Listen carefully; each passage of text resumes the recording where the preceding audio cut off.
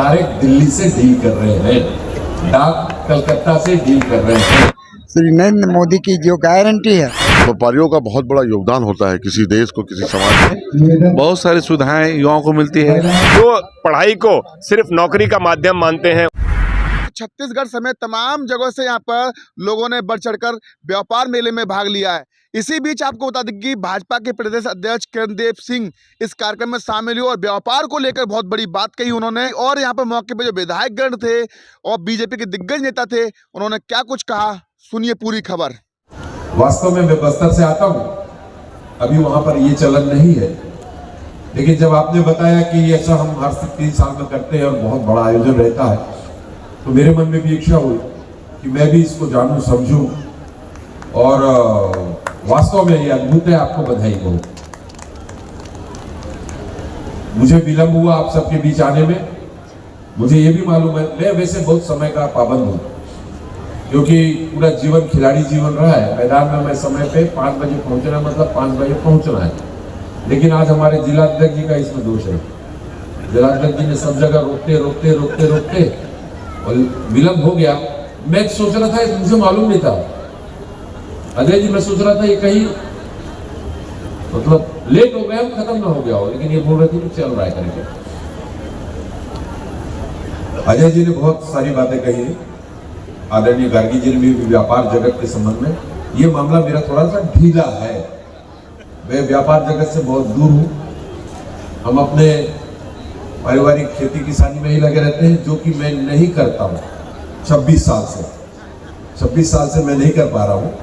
इस तरीके से इस मामले में बिल्कुल अज्ञानी हूं, लेकिन जितना समझ में आता है, आदरणीय प्रधानमंत्री जी की जो परिकल्पना है विकसित भारत की 2047 तक की, ये यूं ही हवा में कही गई बात नहीं है। उस दिशा में आदरणीय प्रधानमंत्री जी खुद भी आगे बढ़ रहे हैं, पूरे देश को भी आगे बढ़ा रहे हैं और व्यापार जगत को तो बिल्कुल आगे लेके जा रहे हैं। मैं आपको बताना चाहूंगा, छत्तीसगढ़ में आदरणीय मुख्यमंत्री विष्णुदेव साय जी ने भी ये लक्ष्य रखा है कि हम छत्तीसगढ़ को 2047 तक विकासशील छत्तीसगढ़ को विकसित छत्तीसगढ़ में परिवर्तित करने के लिए वे सारे कदम उठाएंगे। और व्यापार उसमें एक महत्वपूर्ण विषय है।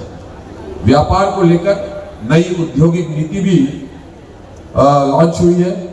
आदरणीय लखन देवांगन जी ने, आदरणीय मुख्यमंत्री जी ने जितना अच्छा हो सकता है, जो मेरी जानकारी में है, समय समय पे हम लोग की बात होती रहती है, इस और चिंता भी कर रहे हैं।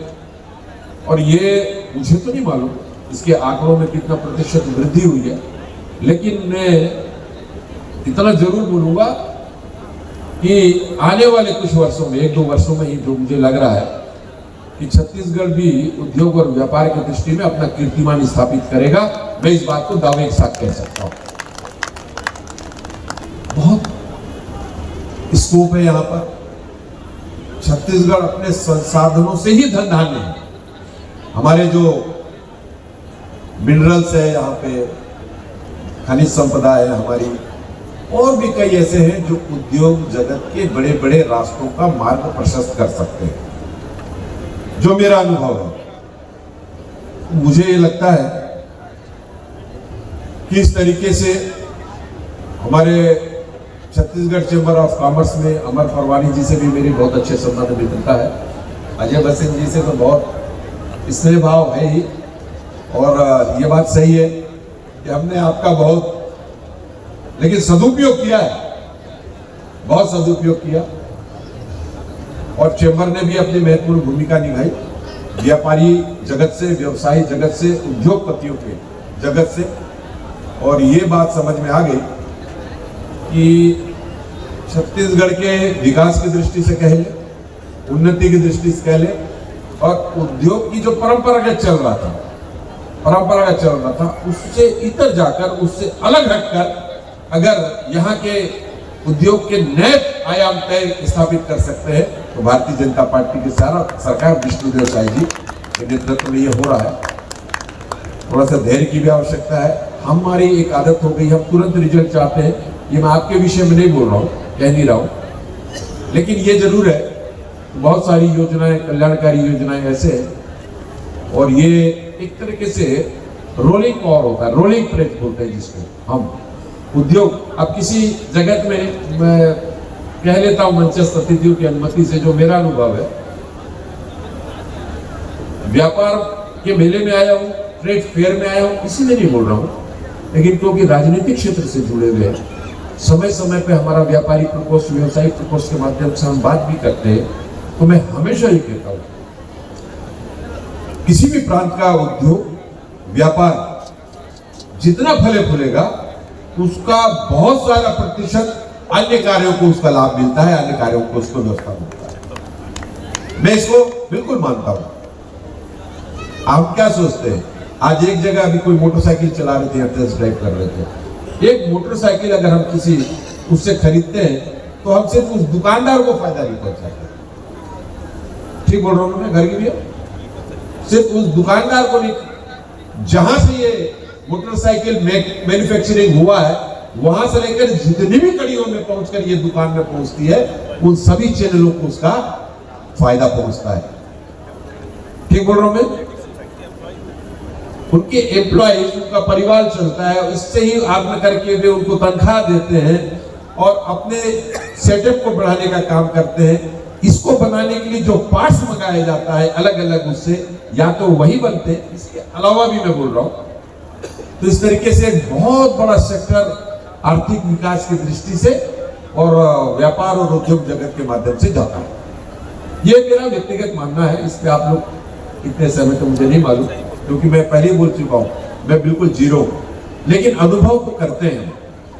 बहुत सारी चीजें हैं, चाय के दुकान में जाते हैं, चाय की दुकान देख रहा था तो चाय वाला कप भी तो कहीं से खरीदता होगा, उसको भी लाभ मिलता है। कहीं से चीनी आती होगी, कहीं से चाय पत्ती आती होगी, कहीं से दूध लेता होगा। तो एक प्रकार से एक 4, 5, 6 जगह से उस दुकान से लाभ मिलता है। मैं एक उदाहरण दिया, बाजू में मैंने देखा चाय वो हमारे भैया लोग पी रहे, बैठे बैठे सोच रहा था मैं, इसीलिए। और अब तो बहुत परिवर्तन हुआ है, काफी मॉडर्नाइजेशन हुआ है, काफी आधुनिकीकरण आया है हर क्षेत्र में। मुझे तो याद है, थोड़ा सा याद है, आप लोगों को याद होगा, कोरसेवाला जी आपको याद होगा, हमारे बस्तर जगह जैसे जगह में उस समय जब हम छोटे छोटे थे, उस समय भी व्यापार होता था, लेकिन वो व्यापार बैलागाड़ी के माध्यम से होता था। हर संडे को, सैटरडे को, मंडे को, ट्यूसडे को कहीं बाजार लगता था, 10-10, 20-20 किलोमीटर लोग जाते थे। थोड़ा ध्यान देंगे, इसको मैं बहुत अच्छी बात बोल रहा हूँ, इसको अनुभव किया हुआ बात कर रहा हूँ ललित भैया। उसके बाद हम थोड़ा सा बड़े हुए तो बैलागाड़ी से हटकर चंद लोगों ने व्यापार से ही अपने आप को संपन्न कराते हुए वो 4 चक्के में अपना बाजार जाना आरंभ कर दिया। ठीक है, रोलिंग हुआ, बैलागाड़ी भी जा रहा है, 4 चक्का भी जा रहा है, दोनों जा रहा है। अब धीरे धीरे बैलागाड़ी से जो व्यापार होता था वो सीमित संसाधनों में रहकर उसी क्षेत्र की जगह को अन्य गांव में पहुंचाने, सामग्री पहुंचाने या विक्रय करने की दृष्टि से होता था। 4 चक्का आने के बाद इसका दायरा बढ़ा, गांव के लोग जगदलपुर तक आने लगे, जगदलपुर के लोग रायपुर तक आने लगे, और उसके बाद ये बढ़ता चला गया। अब तो हम डायरेक्ट दिल्ली से डील कर रहे हैं, डाक कलकत्ता से डील कर रहे हैं, डायरेक्ट चेन्नई से डील कर रहे हैं। क्यों साहू जी, पूर्व हमारे जिलाध्यक्ष जी, गलत बोल रहा हूं मैं? बैठिए, आप बैठिए। तो इस तरीके से दिन प्रतिदिन, वर्ष दर वर्ष उद्योग में एक नया उबाल आ रहा है, एक नया वो आ रहा है। उसके बाद तो फिर आप लोग जैसा रात दिन मेहनत करते, मैं देख रहा था कोरोना के समय मेहनत, खेल में मेहनत, खेल में और अन्य जितनी भी सामाजिक गतिविधियों में भी, सिर्फ व्यापार में, सामाजिक गतिविधियों में भी आप सब अपनी महत्वपूर्ण भूमिका निभा रहे हैं। मैं चैम्बर ऑफ कॉमर्स भिलाई को, छत्तीसगढ़ को भी, क्योंकि आप छत्तीसगढ़ का प्रतिनिधित्व कर रहे हैं, आप भिलाई का कर रहे हैं, मैं आप सबको बहुत बहुत अभिनंदन करता हूँ। व्यापार महोत्सव में पहुंचे हुए हैं, किस प्रकार देखते हैं इसको? छत्तीसगढ़ कॉमर्स चैम्बर में हम लोग आए हुए हैं और हमारे प्रदेश का यशस्वी अध्यक्ष आदरणीय श्री किरण देव जी आए हुए हैं। उनके साथ हम लोग सब सम्मिलित हुए हैं और ये अवसर मिला है व्यापार जो उत्सव का, और 2025 में आयोजन हुआ है भिलाई में। ये मिनी भारत है।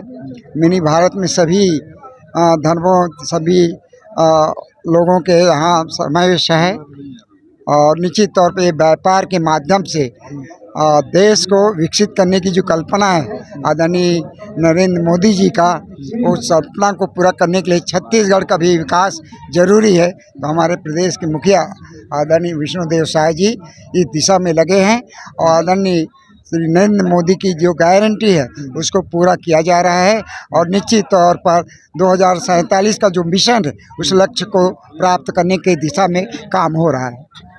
व्यापारी भाइयों के द्वारा व्यापार महोत्सव का आयोजन भिलाई में चैम्बर ऑफ कॉमर्स के द्वारा, और किसी भी देश का, किसी भी समाज का व्यापार एक समांतर एक हिस्सा है। व्यापार जितना आगे बढ़ेगा वो समाज, वो देश उतना आगे बढ़ेगा। और ऐसे कार्यक्रम से निश्चित तौर पे वो क्षेत्र, वो प्रदेश, वो देश आगे बढ़ता है और व्यापारियों का बहुत बड़ा योगदान होता है किसी देश को, किसी समाज को आगे बढ़ाने में। ऐसे कार्यक्रम से मैं सभी व्यापारी भाइयों को बहुत बहुत शुभकामनाएं, बधाई देता हूं। और ये कार्यक्रम निश्चित तौर पे हमारे दुर्ग भिलाई के लिए एक मील का पत्थर साबित होगा और आने वाले समय में इसका विश्वास और इनका जो फायदा, इनका जो लाभ है वो हमको देखने को मिलेगा। व्यापार महोत्सव जो है, ये जो नए युवा व्यापारी हैं उनके लिए एक बड़ा प्रेरणादायी काम करता है, क्योंकि अभी स्टार्टअप चल रहा है माननीय मोदी जी की लोकल फॉर वोकल, और बहुत सारी स्कीमें चल रही हैं जिसमें लोन, मुद्रास्फीति से लेके क्या क्या छूट हो सकती है, ये सब चीज़ नए ट्रेंड में आ रहा है। दूसरा, व्यापार का ट्रेड बदल गया है। पहले गद्दी बांधी पर व्यापार करता था, आज ऑनलाइन पेमेंट हो रहा है, ऑनलाइन व्यापार हो रहा है। तो उसमें बहुत सारी सुविधाएं युवाओं को मिलती है। जो ग्राहक है, ग्राहकों के लिए यहाँ पे बहुत सारी छूट, जो एग्जीबिशन लगा है उसमें बताना, ये लोगों का कहना है कि बहुत सारी छूट देते हैं, उनको भी लाभ मिलता है।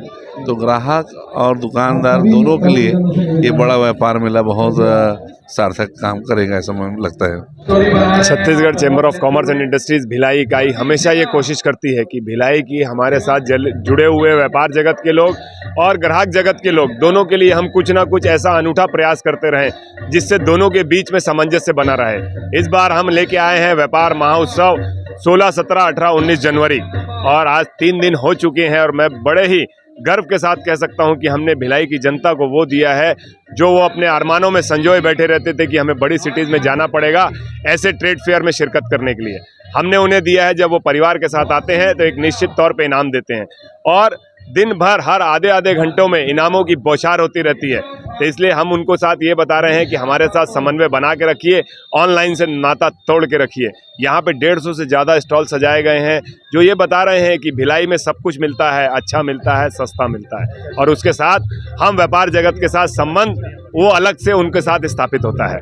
उसके अलावा हमने यहाँ पे एक ऑडिटोरियम क्रिएट किया था जिसमें रोड सेमिनार के माध्यम से जो हमारे युवा जगत के लोग आ रहे हैं, जो पढ़ाई को सिर्फ नौकरी का माध्यम मानते हैं, उनसे हमने एक नई दिशा देने की कोशिश की है। हम इस कार्यशालाओं के माध्यम से हम सबको अपग्रेड करने की कोशिश कर रहे हैं। जो व्यापार जगत के लोग हैं उन्हें कह रहे हैं अपनी स्पीड बढ़ाइए, जो स्टार्टअप के लोग हैं उन्हें हैंड होल्डिंग का काम दिया जा रहा है, MOU साइन करके फाइनेंस के सेक्टर में उनके साथ जोड़ा चला जा रहा है। हम यहाँ पे अपने व्यापार जगत के लोगों को कह रहे हैं कि अब वो समय नहीं है कि रुकने और थकने का, अब अपग्रेड होने का समय है, क्योंकि भारत में विकास की गति तेज हो चुकी है और विकसित भारत की ओर हम सब लोग अगर अग्रसर होना है तो उसमें व्यापार जगत की महत्वपूर्ण भूमिका होने जा रही है।